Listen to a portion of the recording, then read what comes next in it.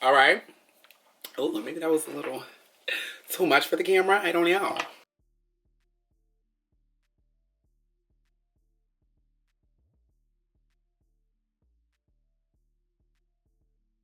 All right, you all. So, welcome back to my channel, Milan Garcon. I am your girl, Milan Garcon. Now, you may hear some wind in the background. I am recording by my window today. You know, we are in my little sanctuary. I am a little more down emotionally and energy-wise. Last week was like a terrible week for me. Today's December 3rd. And Thanksgiving was, like, the week of Thanksgiving was very, it was an angry week. I was very angry. We're going to talk about it. Also, we're going to do our hormone shot because, bitch, yeah. We don't play about that. And then also, I'm in the middle of doing some at-home testing. So I was like, oh, why not share that with you all? So, all right. Oh, maybe that was a little too much for the camera. I don't know. And I'm going to pop this in here. Y'all know what to do, right? Break that off. And then, yeah, I think I have to write the collection date and time on there. Either way, that part's done. This is the, all three that I just named. The rectal, the PB sample, and then the oral swab. Now, this is the part that I'm, like, scared of. I have to prick my finger, but, like, how am I going to be, I'm not showing off my information, but, like, you have to put it on, like, a blood card or whatever. But, like, how am I going to, like, be nervous to prick my freaking finger and I give myself a shot? Like, I'm about to give myself a shot after this, and I'm nervous to prick my finger. That's crazy. But I'm, like, nervous. I'm just like, what if it's, like, scary? Oh my God, is pricking my finger gonna hurt? This is why I like sharing stuff that I do with you guys, because I'm just like, at least, I don't know how that works. Do I press it like this? I'm scared. I'm so scared. Okay, do I press it? Ouch! It did it. It's not that bad though. You wanna press it. I'm squeezing out the blood. Press it. That was kind of funny. Because it kind of gooped me. Like, I didn't realize it was really going to do that. Like, it really works for what it's supposed to be.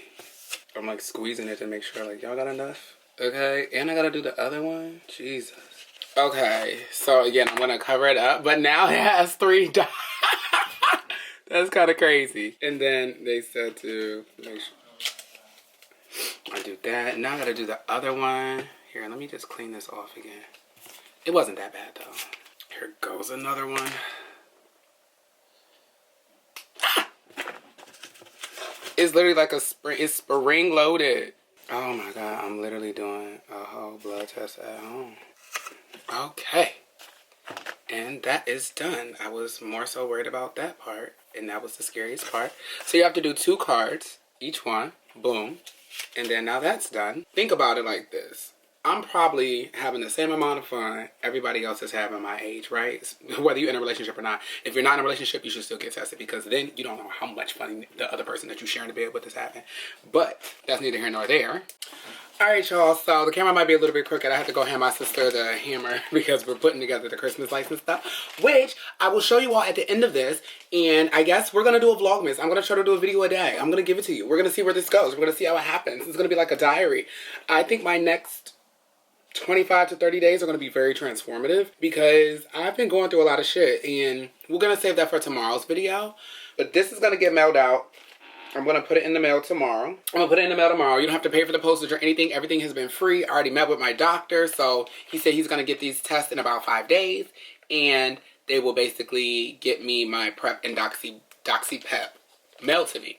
And it will continue to be mailed to me on prescription. Again, all free. So everybody out there, testing is easy. I did not leave my home. I did not leave my house. I think the spookiest, scariest part was the prick in the finger because I've never had to prick my finger. But I do know, you know, it's something that you grow up knowing that people do. I also give myself an at-home shot every week. So, like, I don't know how afraid of pricking myself I'm allowed to be because I literally do it anyway.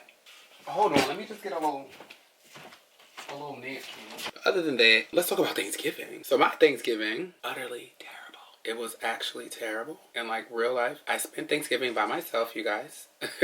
It was by choice. It was by choice. And if we're being honest, I left the house on a Wednesday. I came home on a Friday. That's not really regular, right? For anybody, that's not regular. This is going to take so long. If anybody remembers the last Mone Shot Monday, I still haven't gotten any needles that I needed. So now we just gotta wait for this shit to drip in here. Like literally, I just gotta hold this on. I'll just hold it here and talk. Yeah, I had a conversation with my mom on her birthday last Tuesday. I kind of realized that what I had been fearing for a very long time, because she moved. She's building a new family. Love that for her. But what I was fearing for so long is happening, and I couldn't ignore it anymore. It really broke me down. Didn't break me, but it broke me down. And it just kind of made me become a Scrooge. And I was about to let it happen for the whole holiday. And since I moved to New York, I've celebrated the holidays. If I didn't go home, I would be with Mermaid's family. I picked an argument that wasn't even an argument. We went out last week, and I kind of just had a moment of taking my anger out on somebody close to me over nothing. Like literally, I made up an entire situation in my head and allowed myself to attempt to release anger, basically, towards her that wasn't warranted. And I put myself in this hellhole of my brain and began to overthink a lot of situations and kind of just look at myself as, oh my God, everyone's against me and I'm disposable to everyone. Y'all know the year that I've had. If y'all haven't, I dealt with grape earlier this year, and it just really kind of shifted my whole mental space about myself. I started to be to self-doubt, question my self-worth. I felt very helpless, and in that I kind of depended on my mom to be the person for me, to help me bring back some of that self-worth, you know, and to remind me who the fuck I am. And I had to remember my mom doesn't really know who I am anymore. That just is what it is. That's just something that I'm going to have to deal with and process. I had to tell her, you hurt my feelings. And that's not something you could just tell a black mom. You know, you can't just tell a black mom, you hurt my feelings. It don't work that way. It don't work that way in black households and black families, okay? Parents don't hurt feelings. Parents do what the fuck they want to do. And then we just supposed to take what we can get. Even at our big ages where we are more emotionally intelligent and can communicate the things that we need from a parent, you can't do that. Even at your big age, you're not allowed to say you hurt my feelings. So I know she's not taking this well, because I'm a part of the generation that's like, we're gonna break this generational curse. And she's like, but I ain't do nothing. I was a perfect mom. And it's like, baby, I was begging to be nurtured. I was begging for this. I was begging for that. And you told me on more than one occasion that you cannot do that for me. So with all of that being said, what do we do now? Because I still need you. But because of what happened to me this year, I really allowed myself to believe that I did not have power over my life anymore. I didn't have power over myself. I didn't have power over the things that happened to me or could happen to me. I didn't have power over any of that. And that was all a lie. That was all a mindset. And like I said, when you go through deep, dark traumas, and I know this to be true because I've been through them, I can say I probably dealt with two other things. This was probably the worst and the most traumatic. Anybody that's dealt with grape is you. I don't know how anyone else has come out of it, but I know in my specific situation, it was so degrading. And it was so opposite of everything that I know myself to be that it literally just flipped a switch and I just never came back to myself. And I'm not even going to say like, oh, I'm regaining my power or anything like that. Like, no, I'm never going to be the same bitch. I'm never going to be the same person, but it doesn't mean that I have to become someone that I don't like. I may not recognize all of the new parts of me, and that's because I haven't allowed myself to just be in the new parts of me. And just to understand and just let this person become who they are, because it's the person I was always meant to be. But yeah, I've got a lot of inner work to do. But I was really putting that power in my mom's hand. Like I just told her, I was like, at some point this year, I told her, I said, I need you. I need you. I just need a hug, and I need to hear that everything's gonna be okay. And I need you to come here, like I need you here with me. And very much that. I don't have time. I can't do it. And I'm not going to apologize. You're not going to make me feel bad for not being able to drop everything. And it really fucked me up mentally, because I'm like, you only have one child. And your one child doesn't even want to be here. So you might not have a child after this conversation. And wow, like my mom is saying that she can't drop everything and come to me, and this is what I've just dealt with. Whoa. And it kind of shook me, because I'm like, well, if I was born a girl, would you feel the same way? Or do you feel like since you chose to it's been very weird since I've transitioned.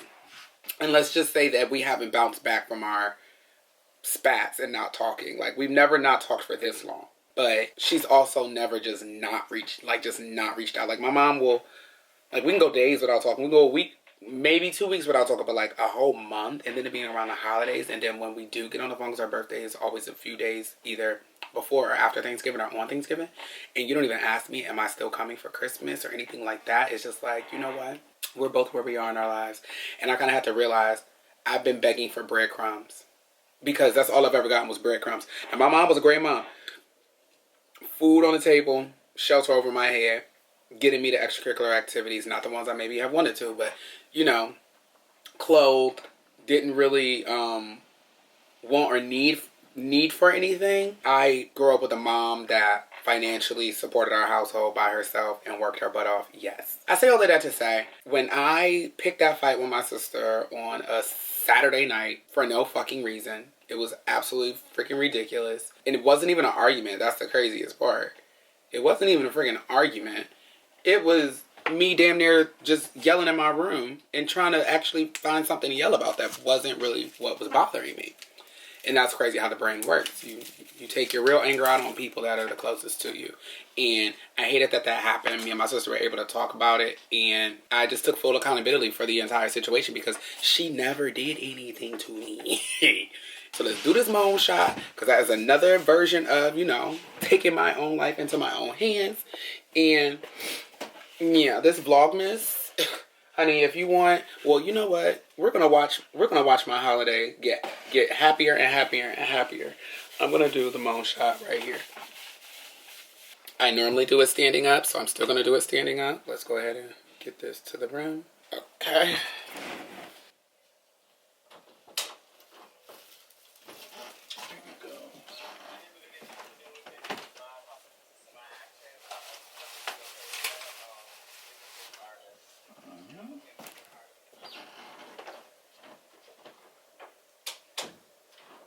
It's going in, y'all. What? We're done. So yeah, you all, welcome to my vlogmas. It's gonna get happy after this. I was getting less sad. I was getting a lot less sad. I'm still gonna put this estrogen on my nipples. I don't care what nobody say. We're getting our life back together. So I love y'all. It's been real and it's been fun, but it ain't been real fun. I have to see you in my next one. Stay safe and stay dangerous. Don't forget, you can always do at-home testing. No, this is not sponsored. I really was just like, you know what? Leaving the house hasn't been my favorite thing, so let me figure out a way to get tested. It's been a good 4 months, so yeah, let's go ahead and get tested and see what's going on in there. Even though I know I'm good, I'm just the type of person as to where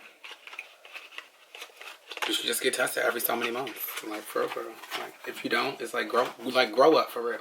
Especially if you're somebody that's sexually active. And I don't care with how many people, because I just don't trust other people. So y'all can believe what people see. Y'all can be drunk in love and shit all y'all want. I'm not gonna believe what no nigga tell me. Or no bitch tell me. But all I know, you just left the sex party and then I saw you the next day and you came in my room and act like you was my boyfriend. Don't know, don't care. I know my sexual health and you should too. So you all, it's been real and it's been fun, but it ain't been real fun. I have to catch you in my next one. Stay safe, stay dangerous. Happy vlogmas.